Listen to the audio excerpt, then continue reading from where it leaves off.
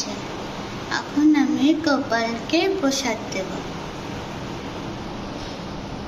একটা রেড, এটা রেড, এটা গাছ লাগানো হয়নি, লাগানো হবে।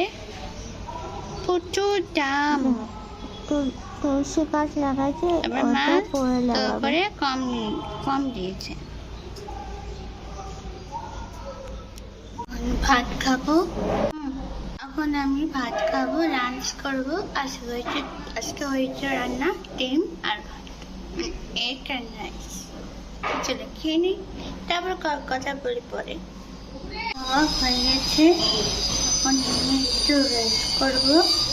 রেস্ট করে নিয়ে বিকালবেলা উঠে পিতার সাথে